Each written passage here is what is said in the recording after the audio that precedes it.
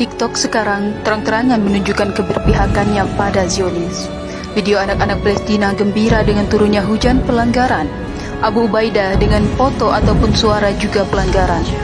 Anak-anak Palestina yang terbaring lemah berbicara saat diwawancarai masih pelanggaran.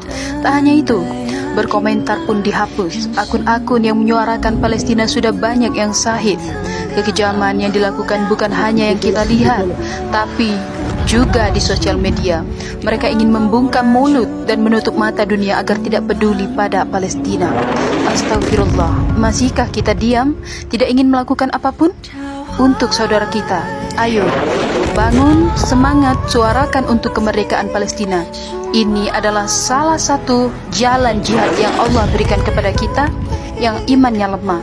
Hanya membagikan postingan ini kamu masih sulit, maka celakalah kamu di padang mahsyar nanti jika tidak peduli pada Palestina. Mendukung Palestina. Ketika kita mulai bosan dan lelah dengan berita tentang Palestina, maka ingatlah bahwa dari pihak penjajah mereka tidak lelah. Mereka terus membantai, menggenosida.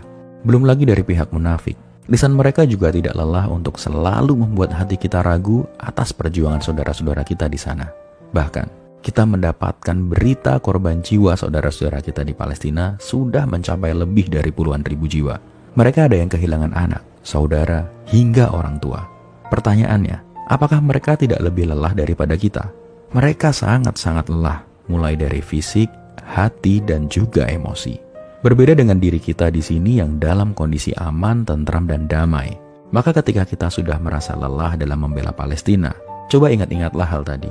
Karena satu hal yang pasti, mungkin dunia menganggap Palestina itu terjajah.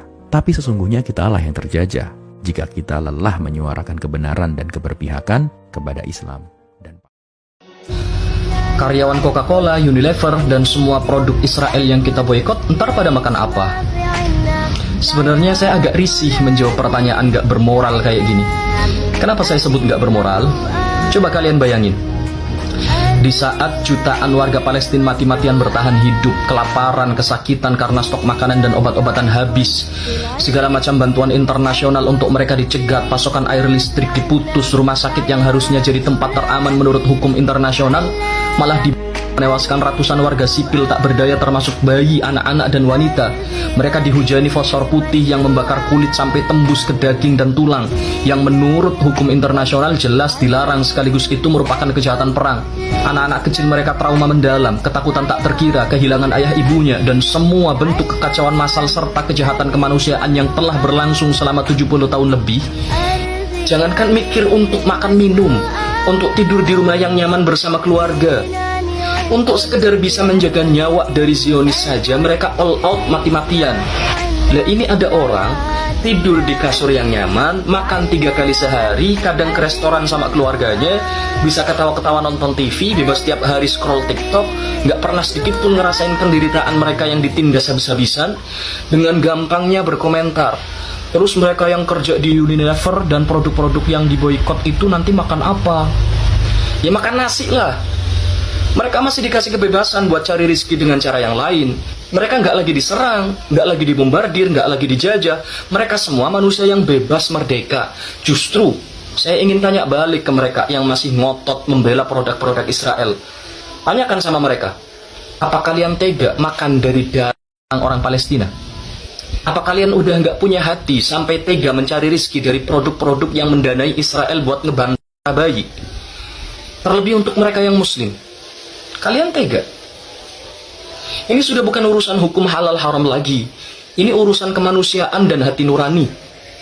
Ayo semua yang masih punya hati nurani, sebarkan video ini.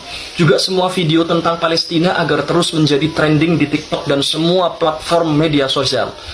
Ketahuilah, Israel mengeluarkan dana besar-besaran untuk menyebarkan berita bohong agar mendapat simpati dari warga dunia.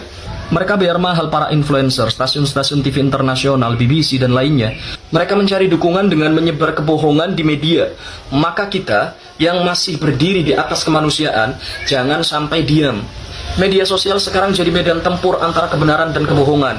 Jika kau diam, berarti kau rela kebohongan Zionis yang tersebar. Terus share, komen, like semua video tentang Palestina. Siapa tahu hal ini akan menjadi penebus dosa-dosa kita di internet dan media sosial selama ini. Teruskan perjuanganmu kawan. Mereka yang di Palestina berjihad dengan fisik. Kita yang lemah di sini cukup berjihad dengan media, juga dengan memboikot semua produk-produk yang menyokong dana untuk Israel. Nasrun minallah wa fathun qarib.